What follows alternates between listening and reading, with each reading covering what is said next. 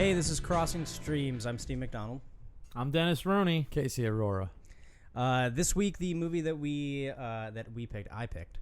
The movie that I picked is called Deep Water. It's a documentary from 2006 about a single-hand circumnavigation, non-stop circumnavigation of the globe by boat in 1968. Mm-hmm. Done alone. Sailboat. It's single hand, so it's alone by sailboat. It's 1968, so it's pre having satellites, it's pre having GPS. Mm-hmm. It's almost navigating by like stars and compasses, essentially. Terrifying. It's absolutely terrifying. Yeah, just the fact that they go into that, the whole fact that you don't have navigation. And then that set in for me, and I was like, "Oh my!" Yeah, that was one of the big things that I really liked about it. The first time that I saw it a long time ago, because I've watched this movie. I used to watch this movie when I went to bed, so I've probably seen this movie about like 30 times. Not gonna lie, and then I usually watch it like once. You've seen it 30 times. I've seen it like 30 times. What was the name of the race? I don't remember. Sunday Times Globe race, you poser. Poser. Sorry. Well, what made it super interesting, I mean, like you were saying, it's already scary enough that, you got, it's in 68, so they don't have GPS, it's a sailboat, Yeah. But there's a twist throughout the documentary, is that not all these guys are pros. Yeah, and the thing is that the main guy that was doing it, or that they focused on the story, not the main guy that was doing it. The main guy that they focused on in the story is a guy named Donald Crowhurst. He posed essentially as like he was a guy who like knew his shit about sailing, but he didn't actually, like, he was like a weekend sailor. They described him as a weekend sailor. They described him as like not a even, weekend sailor. Not even a weekend. Yeah, or not best. even. Yeah, that's true. Not even a weekend sailor, and that's not a spoiler either. That's kind of the biggest point of it. That's the biggest point of the entire thing, and essentially what happened throughout the entire beginning of the movie, what he has this dream. Donald Crowhurst has a dream of being a sailor and being somebody who's going to circumnavigate the globe single-handedly. Because before that, he's a nobody.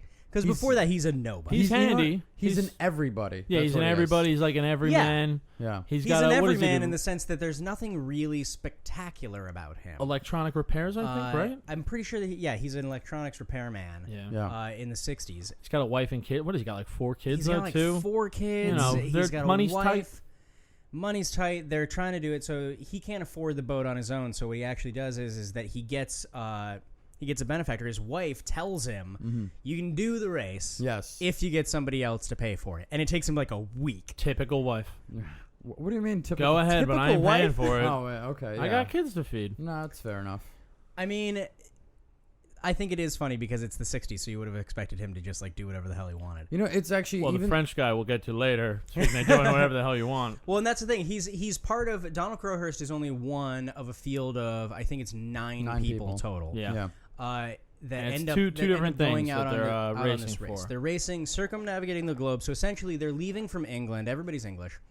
Well, not English, but they're leaving from England. And then they sail down around the Cape of Good Hope. So the end of Africa. Yeah. Of South Africa. And then they go through the Indian Ocean, around Australia, below Australia, and then up past Cape Horn in South America, up through the Atlantic again, and back to England. That's what they're attempting to do throughout the entire movie. Yes. And Donald Crowhurst, he initially, when he tries to build his boat, he does a tri-catamaran. Like a tri-hull catamaran, which are really fast. Looks like 3 boats. I didn't know what it meant until I saw the picture. It looks like 3 boats, kind of, but you really it kind of looks like 3 boats. But the reality is that they're really fast boats. So he initially he built that thing, and then he was electronics repairman. So he put all of this like new technology on it, where it was like state of the art radios and state of the art he had like radar stuff and stuff like that. He had a TV on there, right? Yeah, he had like a TV, and he had. I was kidding. He really had a TV? I don't know whether he had a TV. I thought you might have known something I didn't know. Yeah, he had a flat fucking screen, asshole. But no, but he was trying. He really thought when he went into the thing that maybe he would be able to win. Yeah. Because they were racing for 2 things. They were racing for the first person back. Yes. It was the first person who got back, and then it was the first person. It was the fastest time. Yeah, very first person to do it. and then who could do it the fastest. And, you know, And the it's thing not is- a quick trip. No, this like takes months. it takes like a year. And the thing is just that what really makes it interesting, even though it's taking place in 1968, this is like a story about like some guy, just an everyday guy who wants to do something amazing. And anyone in any decade, even now, can relate to that. Someone wanting to do something exceptional with their life. And that's the story of Deepwater. So, Steven, you obviously stream it. It was your choice. Yeah, mine is stream it, and if you like it as much as I do, even if you don't like documentaries, I think that you should take the time to stream it, take the time to watch it. It's a good movie. Yeah. I would definitely say stream it. Even if you don't like documentaries, I'd say stream it. It's only 90 minutes. That's always nice now, you know. Things are so long. But also, I don't know if it's worth a rewatch, because I really liked it, but I don't know about rewatching it for a while anyway. But it's definitely the type of thing where I'm going to do outside research, and I want to hear more about those characters. Stream it. Yeah, easily. Hands down. Wouldn't even think twice. Okay, so I think all of our hands down recommendations is that you should go and stream it right now. So go do that. So now we're gonna get into the portion of the movie where we ruin absolutely everything. So if you've seen it, then listen up. If you haven't seen it, spoiler alert, you've been warned. We'll be back in 1 second. First of all, we didn't know if a boat could take it. Secondly, there was considerable doubt if a human could take it. They were proper seamen, experienced sailors. Then there was the mystery man, Don Crowhurst. This was a classic tale of English daring-do, homegrown British hero. There's nothing essential that's missing. The boat isn't ready. If he dropped out early on in the race, my father would be bankrupt. Fantastic. Okay, so now we're into How'd the you part. like it, listener? Yeah, how'd was you like it? Was it good? 90 minutes, told you. I hope that you liked it. That's quite quick. Everyone So- goes nuts, and everybody dies. Oh my god. This goes so wrong so quickly. The sniper who just took out each person on the boat was the worst. Totally left field. Totally left field. My God. It really. I think that the thing that's so sad to me is that like you mentioned in the opening, it's such a everyman story. Yeah. It's such the story of like this man who just wants. He wants to do something that's never been done before. Yes. He wants to be important. And the thing is that a lot of people talk about that, but they don't do it. Exactly. Yeah. And That's he exactly. fucking did it. It's that He bravery. put everything into it. He He put put his house everything up. into it because he put his house up for it. That's one thing that we didn't mention before. If you haven't seen this in a little while and you've already seen the movie, is that he puts his entire life savings up against the thing, up against the boat. He puts that essentially the boat. Well, what happened? The deal was this: he would have to. If it depends on the race, like if he finished the race, then that's fine. But Everything if he would be paid didn't, for. Yeah, everything would be paid. But Even if he came in, and that was doesn't the matter. idea. Eventually, it was Yeah. like, I need to But come if in he third. didn't, I he don't would want to. have- If he screwed up somehow or just lost, I think in a certain way or certain like early on, he would have to pay back the money. Yeah. So Yeah. essentially, Well, he he would lose his house because he Yeah. essentially put his house up against the boat. One of the saddest parts is that those other two guys, they don't fail. The first guy, Motessier, goes nuts. Yes. And which is something out of a This is- fictional movie. This is The this guy is in the my lead favorite- goes nuts. No. This falls is the in thing. love with the sea, and he's like, I'm gonna do it. How about one more? This How is the about one thing. more time? I don't know whether he was. I don't know whether he was crazy before just he French. started. No, French like, in I don't love know if with he the was crazy sea. or if he was French, and I don't know if he was crazy before he started. well, he's a poet. That's the big thing. Is that but he's a poet in the eyes of like after. Like after, like when we're looking back on this and when they're talking to his wife and when they've got all these different recordings of him and stuff like that, it consistently is with Motessier. It's like he's a crazy person, but it's like, did he go crazy because of the trip, or is this just who he's been the entire time? Yeah. Which I'm pretty sure it's who he's been the entire Yes, time. I would because he was in second place towards the end of the race, and what happened was he went off. He went back around. it's not just that he veered off. It's not that he that it was like, oh, he made a navigational error. No. He No. decided Yes. I went around once, but you know what? It wasn't good enough, Yeah. and I'm going around for a second time. It's Who's not going to like be the guy to go around twice? It's going to be Motessier. It's gonna be Motessier, and it's not even like it's not like, hey, let me just continue this evening drive. No, it's not. It's like a he's been on the year-long boat journey. he's been on the boat by himself for over a year at that point. And And it's then not like he opts out after another month at sea. He made it like another half, like to No, where he to made it Haiti, to or Tahiti, somewhere? Tahiti. To Haiti, right? No, Yeah. Tahiti, not Tahiti. Tahiti's a place. Chiquita. Tahiti. Not to Haiti. Yeah, he made it to Chiquita Hades? Bananas. Hades, the Yes, fire. he sailed there. And the river No, fire. did he pay the- river all right. Styx? Yeah. But I think what one of the things that we didn't touch on in the opening is how much money it was for. The entire 5,000 contest. pounds. 5,000 Oh my pounds. God. But Which that's in today 1968, though. it's 5,000 pounds in Still. 1968, but that That's- would be like $40,000 today, Would it be more? something like that. Be 58. 58? Did Yeah. you look it up? Oh yeah. Yeah. $58,000. It'd be $58,000. That's- so. That's how much the boat cost. But it's $58,000 with no technology. yeah. Yeah. I mean, I don't know if I don't think I would ever do that. That's how much 58,000 this guy wanted it, though. You know what I mean? Like, this was his whole thing, and he wasn't a jerk. This was a guy who was kind of like that classic English Irish guy, like those He was charming, really sweet. charming could like Yes. bullshit his way through people. That's what got him through.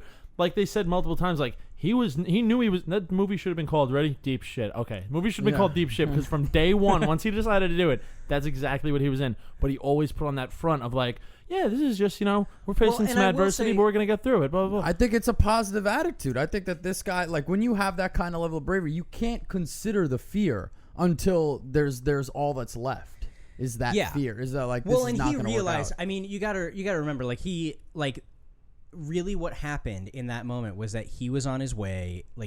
He was on his way into the Indian Ocean, and he was about to cross over into the rolling 40s, where you've got 40-foot waves, just 40-foot waves or higher, just pounding against your boat, where it's just up and down, and he's in a boat that he realizes, I'm gonna fucking die. Yeah. It's not just gonna be that like I'm gonna sit and I'm gonna flip the boat because sailors do have there's an entire strategy to like rolling your sailboat when you're in big waves like that and you're totally fucked. Right. Like there's a whole way of doing that where you learn how to make it so that your boat doesn't completely just sink immediately. But in the Tricatamaran, he just realized like I'm fucked. Yeah. I'm never gonna make it out of the Indian Ocean. So it makes perfect logical sense initially when he does it to turn back into the Atlantic, which Yes. is exactly what he does. He turns right back into the Atlantic. But It makes sense as like a safety precaution, but No, you know no, what also it made makes sense sense. as a safety thing? Like, I fucked up. I said I overextended myself. can't do that. But he can't do that because he's got. But this is the thing. It makes total sense to me. It makes total sense to me to to have that moment where you realize like I'm gonna die. I'm gonna turn back into the Atlantic and I'm gonna lie. That makes perfect sense to me because he's thinking of his family. He's thinking of all these things, and he doesn't have anybody to bounce any of his ideas off of. He's literally just he's by himself. I was talking to this with a friend of mine before. I said that the same mentality that causes him to go out there and do such a crazy thing is the same thing that sort of keeps him out there for him to go, okay, well, what am I really gonna? I can't come back and shame the family. Well, do you guys think he did the right thing by essentially killing? I mean, he killed himself. He killed himself. He killed himself. He killed himself. Do you think yeah. he could have just, even though the other two, and that's what's so fucked up too, is that he slips back into the race and he's okay. He's gonna come in what, second or third? He's gonna come in. He's gonna come in fourth. Yeah. And then a rogue wave, and then Motessier turns back and Yeah. decides that he's gonna leave, and decides Gonna that he's make gonna go sweet around for a love. second He goes time. rogue. And then the third guy, whose name I can't remember, gets hit by a rogue wave, Yeah. Which is crazy. and which- takes him out. and rare. which is essentially just like it's not as rare Not as a they 40 thought in yeah, the but 60s. it's not like the rolling 40s, but like it's not the rolling 40s. He's in the Atlantic in a part where there's not supposed to be nearly as big waves, and he gets hit by like a 50-foot wave, Yeah. and his boat flips over and his mast rips off. It's like ridiculous. Yeah. And Somehow, so now Crowhurst. from fourth place in the matter of like a week or two goes from I'm going to be in fourth place, I'm going to be fine, nobody's going to look at my logbook, Yeah. to I'm going to come in second and I'm going to accidentally have the fastest time Because he left the latest. because he had left the latest, so Yeah. he was going to come in time. He was going to come in at like this amazing time, And so he's immediately fucked. Yeah. And by that point, he's gone completely crazy. Yeah. Like, he's gone completely insane. But then and there was one more guy ahead of him, though, too, and that guy's ship broke down, like, in the last stretch, right? Like, really close. No, that was the guy that was, because there was, the first guy finished, Right. Motissier went around for a second round. Oh, the guy who was in third yeah. place got hit by a rogue wave, and then it was Donald Right, Crowhurst. right, Everybody else had their boat had broken down at some point or another. So do you guys think that there was no alternative? It was either... Well, no, this is my... I would have been like, guys, this is the point pirates that- took my logbook. This is... well, no. Captain Hook came, and he broke out the whiteout and just started sneering. He peed all over my logbook. I can't seem to figure out how. He didn't even take anything else. Seriously, he didn't even try and lie a little bit more. No, well, that's the thing is I think he would have, if he was out at sea for like a half a year and the race was a half year long, he probably would have been like, all right, I'm broke. My family's going to kill me. My country hates me. But you know what? I'm going to live.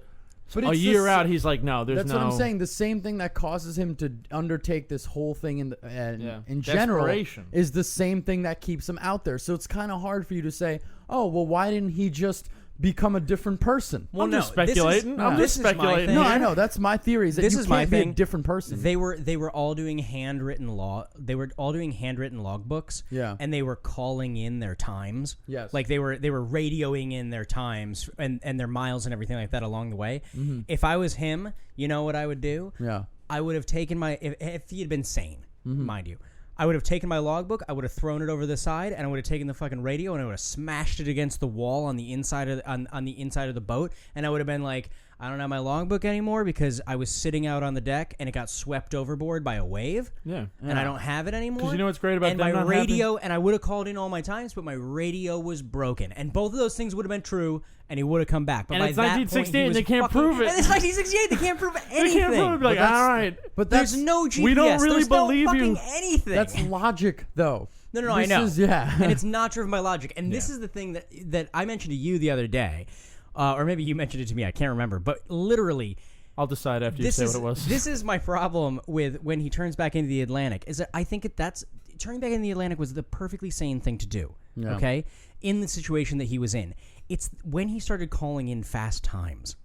In the Like beginning. record breaking, right at the beginning, he was like, I'm going to call in record breaking times. 234 miles. Hey. I'm going to go 234 miles in a day. Nobody's gonna ever do done it- that. And it's if like, you're you've gonna got to do be it, go fucking big. kidding me, I man. mean, actually, the record for the fastest time thus far was literally 100 miles less. It was literally 100 miles less. Blew him out of the water. Yeah, like that's, oh, hey, a weekend sailor, thanks for thanks for blowing past us. All And- that technology on your futuristic boat is boat. really paying off. Right, those LED TVs you got really helping you navigate. Well, but also, I think this is what you were going to say was that what I read, they didn't mention in the documentary, but I read it later, and who knows how true it is. I don't know. I got to do more research. But one of the press dudes back at home who was like handling the whole thing was already super suspicious. Yes. Like even before he dipped into the Atlantic, he was like, "This is." Well, this that guy's was making the crazy. That was time." the guy who the reason that guy was suspicious is because he was the guy who when they initially launched, he was the BBC guy who was there. Yes. And he saw how bad it was and going, he saw right. how bad it was going, and he saw how fucked the guy he was. saw the delays. And he saw the delays. He saw everything that was going wrong, and he had a moment where he looked at Donald Crowhurst and he was like, "I don't think you should go." Yeah. He like legit told the guy like, What- "I don't think you're ready." What draws me to this documentary, I think, is the when they start to, play back recordings and the logbooks and the Frenchman Montessier. Yeah. He, Motissier. Motissier, his Motissier. recordings, the stuff they're reading from his logbook. I mean, just really because you're at sea, you're alone. You are left with your thought. It's just you and endless ocean. Just that's it. And one of the things I actually quoted this. I'm gonna read this. This is from Crowhurst's logbook. This is towards the end. Said the explanation of our troubles is that cosmic beings are playing games with us. During his lifetime, each man plays cosmic chess against the devil. God is playing with one set of rules and the devil with the other. Exact opposite set of rules. The shameful secret of God, the trick he used because the truth would hurt too much, is that there is no good or evil, only truth. And it's just, I mean, it goes on and and he talks about how, and at this point, it's almost like his admission of where things are starting to unravel I was forced to admit that nature forces on a cosmic being the only sin they are capable of, the sin of concealment. It is a small sin for a man to commit, but it is a terrible sin for a cosmic being. And he starts to realize that considering himself a cosmic being now at this point. And in a way, he kind of is, because it's just him, his vessel. Well, the French woman, the French wife, earlier on in the film says, like, when you're out at sea like that, and this isn't even her out at sea, this is her husband, but she says, she's like, you become a god out there. You're kind of a small god. So that's, you're out there for a year. You're the only, I think one thing that people who haven't gone sailing or haven't been out on the ocean, especially like wide open ocean, don't seem to fully realize is just what happens when you can't see the shore anymore. Mm-hmm. It's a weird thing. I got a quote. You're not the only one with quotes, Casey. What's up? I don't know who said it, but I just jotted it down. I got a quote also. It's from fucking somebody. It's like some guy. Somebody in said it. this. I'm pretty much changing it up though to what I think he meant to say. It might be a summary. I maybe just wrote it myself. He said, you sail over the horizon and effectively into oblivion, and that's true. Like once you're out there, you don't know. Even if you know Star-wise. That was Don's wife. Don's wife said that. Oh, wait. Said this? He's a boob. In reference to Don? When was this? Was this before or after he died? He's a boob. I thought that, that's probably in the middle of his house being sold. Well, funny story is the guy who came in first and the only guy who won. The only guy who made it. The only guy who made it. Robin Knox Livingston. You think he's a little pissed off? Like, how come no one made a documentary about me? I did the fucking thing. No, I'm not gonna lie. When he's in the documentary, he has a definite sense to him where he's like, I know that guy is like, it makes total sense. Could have been me. Could have easily been me. It makes total sense that he won that fucking race, and the reason why is because you could like look at him and you're like, you are you know exactly your place in history. And he said he has no problems with himself. I read about this, that he didn't watch the documentary when it came out initially, that he said that one day he would actually take it and go out to the middle of the sea and then watch it there. And that's just I feel like that's just the only way he could feel comfortable watching it. Yeah. And I looked up trying to find Donald Crowhurst's logs. And there was a yachting website, which claimed to have all his logs in PDF form. I don't know if I believe that. I went to click on it, and the logs were no longer there. It said resource no longer found. Ooh. So I emailed the website. You emailed them? Yeah, I want nice choice, Steven. You apparently really enjoyed this documentary. Listen, when I go into a documentary and I'm liking what's going on, I will continue like the story. Casey loves a good documentary. Yeah, a good. I caught that. Yeah, I know. But that's what I'm saying. Like I've watched documentaries where it's just I've called one of the characters in the documentary in real life. Which documentary did you do that with? It's about a remote town in Nevada. And you told me about that. That is nuts. And there's a woman who works in the post office, and I called her, and I wanted to see if she actually worked at the post office. Calls her once a week now. What's up, Brenda? Her name was Susie, and it was the most scariest thing I've ever done in one of the scariest. Scary? I would say it was chilling, dude. Yeah. Because you hear her voice, and you're like, oh my god, this is a real person. Yeah. This is a real life. Yeah. And this is what that's what the thing that kind of it's upsetting is that this guy's his wife and kids who he left behind. His wife, who regrets it immensely. He's like, oh, I wish I could have told him to not go. And in her own life, she's experienced a whole other set of troubles, like having to raise 4 kids on her own. Her oldest son died in a motorcycle accident. Like this is just like I said, it's just like one more thing. What's up? It's like her life has just been like a series of like fucked up moments. It's almost like she's on Widow's Peak, watching for and that's her life now. Yeah. Waiting for him in a way. For there to be closure. And I guess this, in a way, when his best friend says, he wanted a hero's welcome, and I gave him one. Yeah. I buried him like the hero that in my mind he was. Yeah. Yeah. So, I don't know. I think, like, to me, the thing that I like, because I want to know what you guys like the most about it. I'll tell you what I didn't like about it. My big no, I seriously, I liked a lot about it, and I'll let Casey go first, but I just want to squeeze this in. My biggest gripe, listeners, and maybe you agree, was and it couldn't be helped because it's 1968. I could have done with more raw footage. Like there was a lot. Like how many times? I think 6. I want to watch it again and count. you see that one scene of him sipping the beer and then giving the thumbs up. Yeah, Yeah. it's so chilling. It changes a lot from the first time you see it to the last one. Yeah. Like, oh, you killed yourself as a Yeah. cosmic being. Like, you committed intergalactic suicide. Oh, on yeah. yourself. Like, Well, no, and it's I mean I agree with you. and that's what I mean. Like, I do more research absolutely than I wish- would watch it again. You know? Yeah, I absolutely wish that they had more footage. I mean, the reality is that they were single-handed sailing around the world. I mean, we're lucky we have the footage they've got In of Montessier. 1968, that kind of footage, I didn't even know that was possible. That's true Yeah. too. It was very grainy, and I was like, "This is not bad." I've seen It worse made a great bootleg example. movies. It showed you exactly how bad that sea was, and I don't even think it was the rolling 40s. But I think the very opening scene of the movie, you just see these huge, like. Like waves. They're not breaking. that's something that- and the whole ship is rocking. You're doing that for a year straight. This is the thing that's the thing that I like the most about the movie is I personally love the portrayal of the ocean as a character. How they consistently bring you back to just like just the noise of the water, the movement of the waves, the way that they consistently like put you into this like this trance of the ocean, and then at the same time everybody that's talking just consistently is talking about how ruthless the ocean is. Yeah. That people think of the ocean as like this beautiful place where you're gonna where dolphins It's live not and all always this stuff. Jones And it's like- Beach. and it's like Dude, I don't even know if I would want to circumnavigate the globe today in like a good ship. I'd still be nervous as hell. do you not want to? I want to. All right, let's go. I'm gonna be honest. I think the thing is, I would love to do that. It's a long time, though. Wish I knew how to swim. That might help. You don't know how to You don't swim? know how to No, I don't swim? know. That's for another episode. You Yeah. disgust me, man. You don't I'm know just- how to swim. No, I don't. And like that's the thing. Like for me, it was when a man is like he's alone by himself and is now that whole feeling of superiority over where they start to feel like they're bigger than the ocean. They're stronger than the ocean. I mean, and like that sense of like, oh, you're now becoming a god.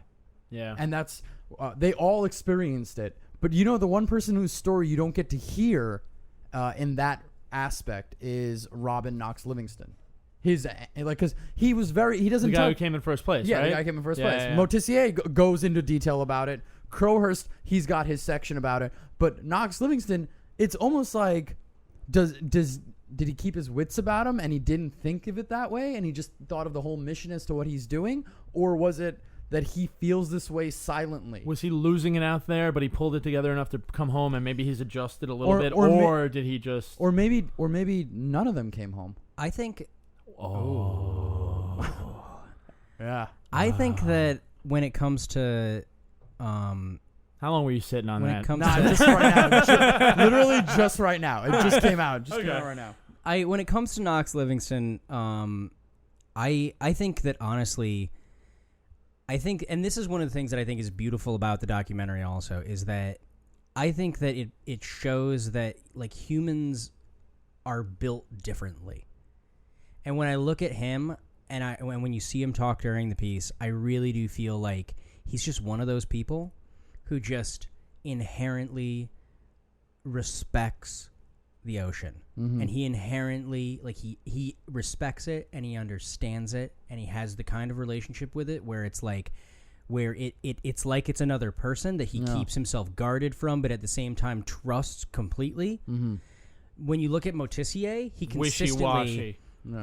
Motissier? No. Motissier like knows the ocean, respects the ocean, but it's in some weird like. No. Motissier knows the ocean and respects the ocean, I feel like, in the way that a Frenchman would, which is like, I would like to fuck you. Yeah. Like, I I was would gonna like to say, fuck I the would ocean. make love to the ocean. I would like to make love to the ocean, but if I could fuck a lake every once in a while, I would. Like, it's that kind of a, like, he's got that thing going that, on. I mean, they're out at sea for a year. Obviously, these guys are touching themselves. I just feel like Motissier is doing it on the bow of the ship, like looking into the moon and just finishing right into the sea.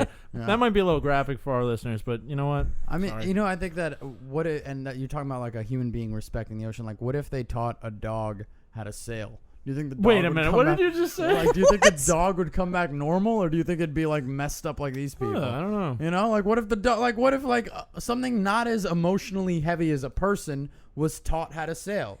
You know what I mean? Do you think that they would be able to handle it? You mean taught how to like live on a sailboat, or like the dog is going up the mast and like raising the back? No, like the dog is doing like essentially what these guys are doing. But I think that you've just come up with the new Air Bud movie. Stream it. Yeah.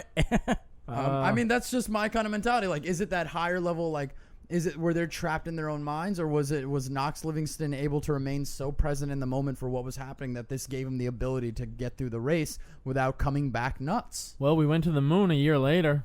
That's true. That's something to consider too. And I mean, they did have, those astronauts have like radio contact, but that's a whole nother. You think the ocean is scary? In space, I mean, there could be aliens. There could be no oxygen. Really? People can't hear you. Yeah. Nobody can hear you scream. There could be you reaching. You know what I mean, guys? This is you reaching. I'm not gonna lie. I am more frightened of the ocean than I am of space. You've never been to space. Doesn't matter. How could you? Yes, it does. I am inherently more afraid of the ocean than I am of space. Yeah, because you can Personally. I was gonna say you could drown in the ocean, but you can drown in space. No. And this is Essentially, you can like drown in legitimately. This is my reasoning on it. It's that space is filled with nothing. Like it's filled with lots of stuff like rocks and a lot of debris and things like that. But space is empty, whereas the ocean is fucking. It's alive. Two different scary things. It's two different scary things Yeah, to me. yeah. Is that it's like the ocean is this consistently. It's essentially like a moving, writhing beast. Yeah. That to sail on the ocean. That's why I fucking love this movie simply because like I've always loved sailing as just a thing, and I love like movies about sailing and stuff like that. And if I ever manage to become very wealthy, I end up with a sailboat. Do you think millennia from now, Donald Crowhurst, the 75th, will Be the first person to circumnavigate the solar universe? system? Yeah. The universe? Yeah. How long does he live? Well, listeners, when they make that documentary about him, we'll be there. We'll be there to stream, watch crossing it. the streams, all right? We'll be there to Deep stream. space. We'll be there to stream Donald Crowhurst Deep Space. I also killed myself. So I would say stream it. Stream it, definitely. Absolutely stream it. We will see you guys See next you next time. week. Next week's movie is Pontypool. Next week's movie is Pontypool. That is Dennis's pick. My and pick. I'm excited. He's excited. I'm actually pretty excited. I haven't watched it yet, so I'm pretty thrilled. sure that Casey is going to destroy it. All right. All right. Tune in next week to It's gonna find be out. great. Good night. Bye. Good night. Bye. Good night. Bye.